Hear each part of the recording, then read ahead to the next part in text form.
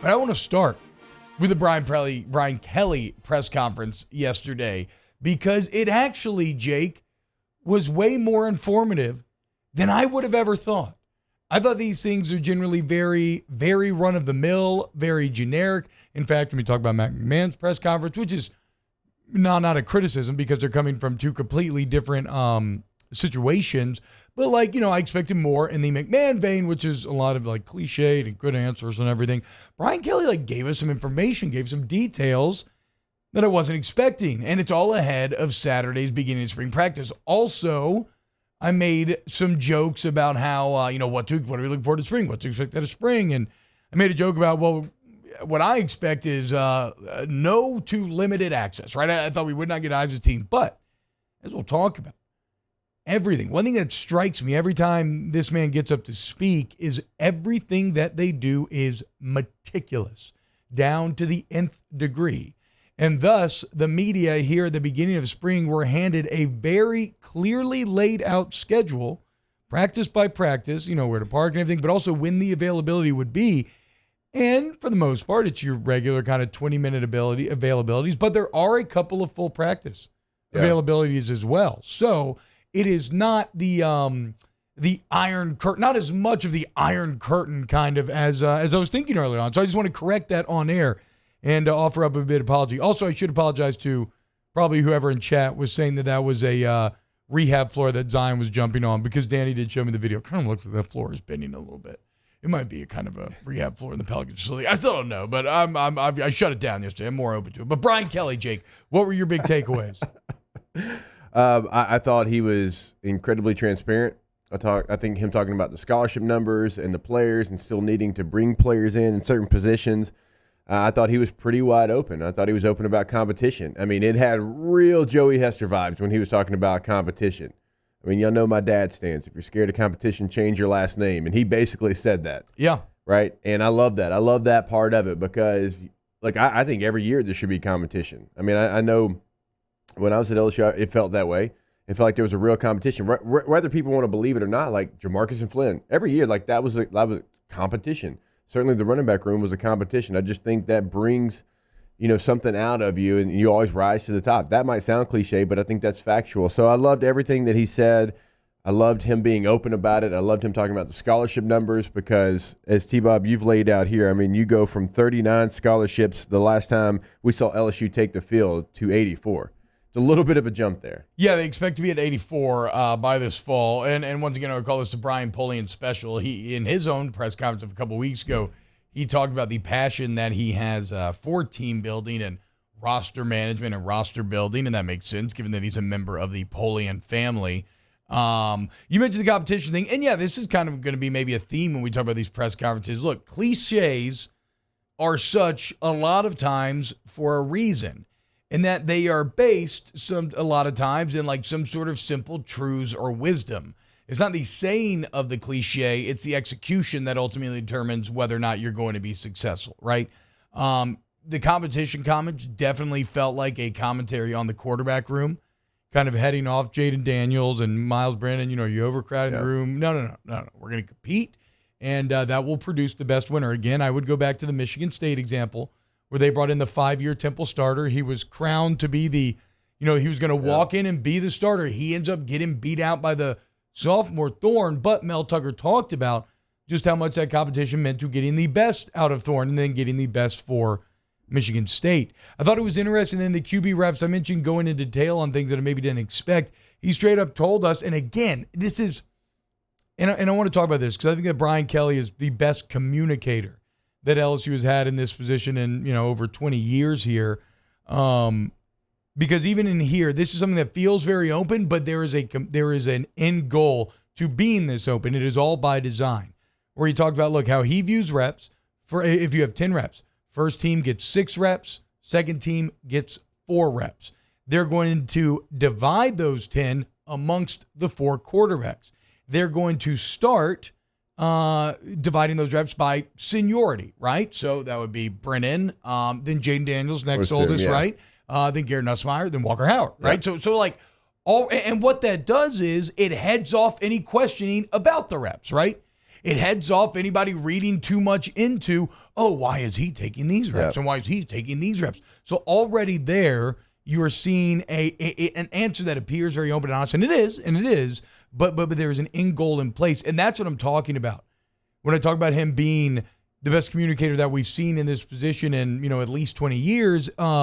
A lot of people, when I say, they're like, well, yeah, I mean, like Coach O, like talks like a Cajun and blah, blah, blah. Like, it goes way beyond the accent. I'm not even talking about the accent. What I'm talking about is the fact that Les Miles essentially spoke in riddles, right?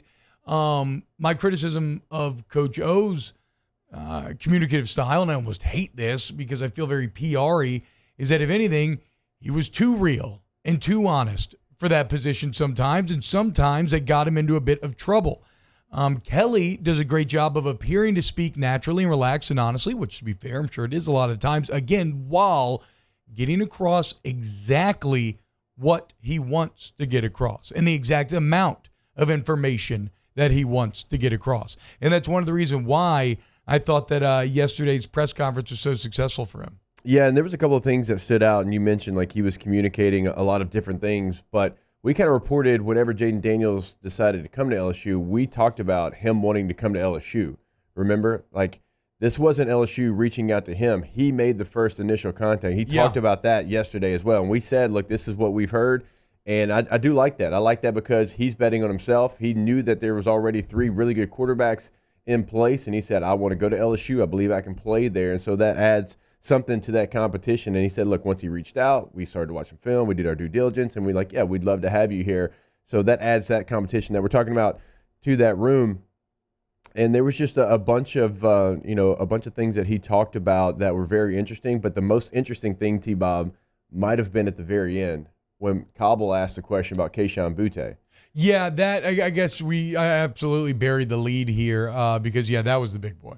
There. I mean, and Cobble will tell you because we were talking to him afterwards. He's like, I asked that question from a health standpoint. Like, where is he at in his rehab to get back to being on the field? And remember, we heard all the rumors about where Keishawn was going to play, and nobody thought he was going to be playing at LSU. And then he decides, obviously, puts out a statement like, I'm here, I'm playing for LSU. Never thought otherwise. And so Cobble was kind of asking the question, and then it opened up Brian Kelly's answer. Yeah, and it was an interesting answer in that it sounds like, okay, well, first off, I didn't know about the second Keishawn surgery. And I also didn't know Tom Brady returned. So maybe that's just on me. I didn't know either. But that was news to most everybody in that room at the time. So it sounds like the actual physical rehab even has not gone exactly according to plan as he had his second surgery. I saw a picture of him yesterday. He has a walking boot on right now. But the bigger part to me outside of the physical health is it did sound a bit like maybe the relationship has been a little rocky thus far. And it makes sense because really at the beginning of the press conference, one of the things that Kelly was really harping on was the change in culture that they are affecting and the change in expectation, what these players are going to expect to do on a daily, day-to-day basis. I mean, they talk about these daily wellness forms to get people to fill out. And this is something where players every single day on their own have to fill out I don't know exactly what the questionnaire entails, but it's called a daily wellness questionnaire, essentially. But Kelly said, look, it's not even really about the answers as much as it is about the doing, right?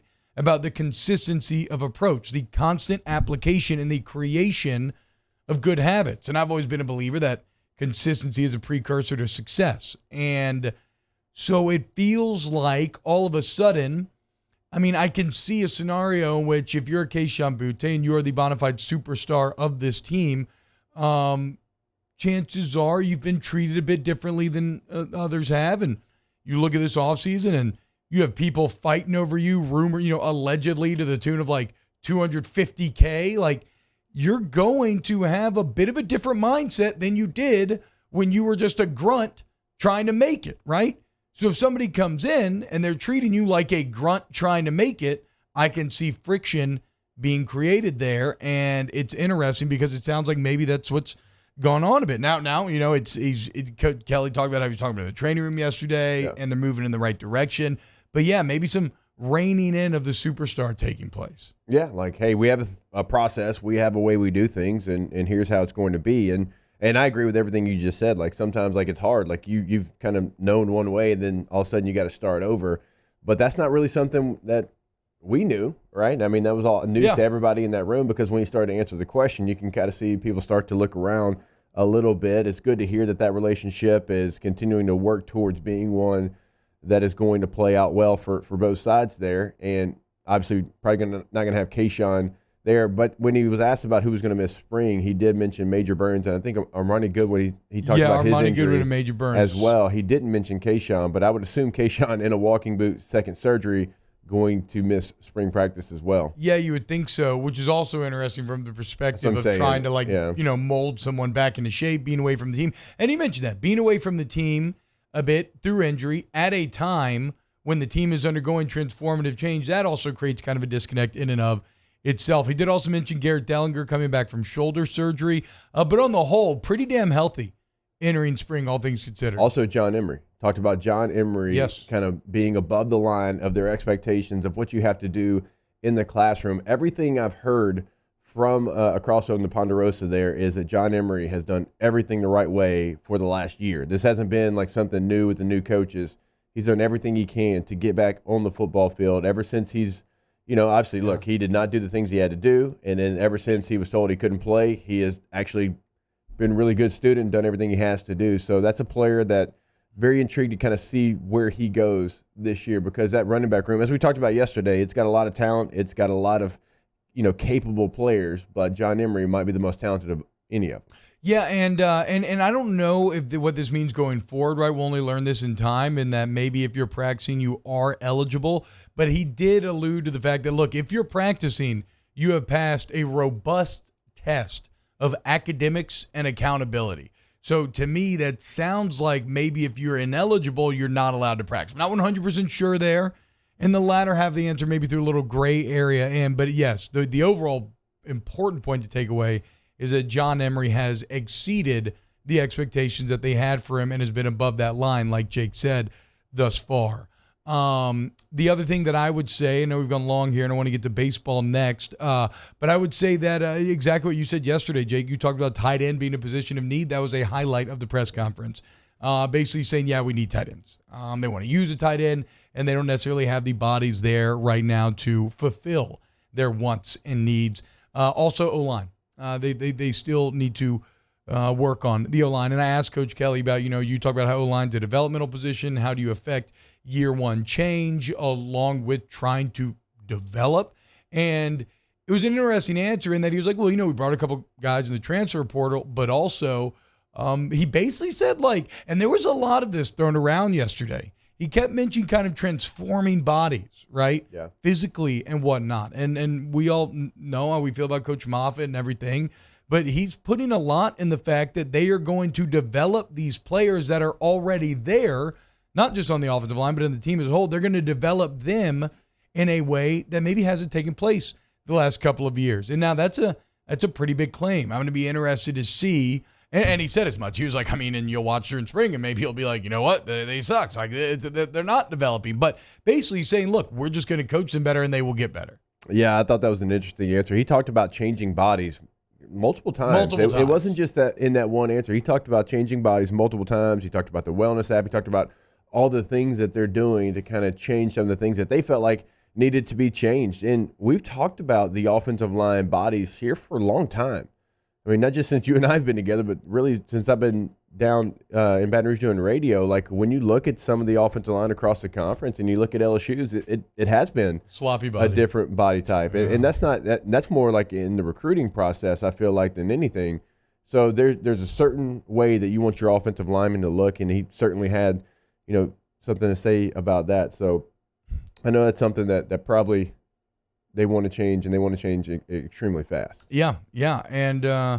And look, we'll continue to break it down. Coming up next, we're going to talk a little LSU baseball. Also a little LSU softball. Allie Kilponen throwing a no-hitter. Let's go, dude. We still got the Mac McMahon press conference to get to as well. Who was that in the chat just now? Daniel Basham asking, what are those 1990 Computer Lab earphones T-Bob is wearing? That's true. We always call these the Sony Walkmans. They also definitely have the feeling of like a of a school computer lab as well. They have the fit too. But I don't know. They're getting so much hate and so ugly that y'all are starting to trigger me into wearing them ironically. Now I don't even know if I'm gonna move on. Coming up next, LSU Baseball Q Live.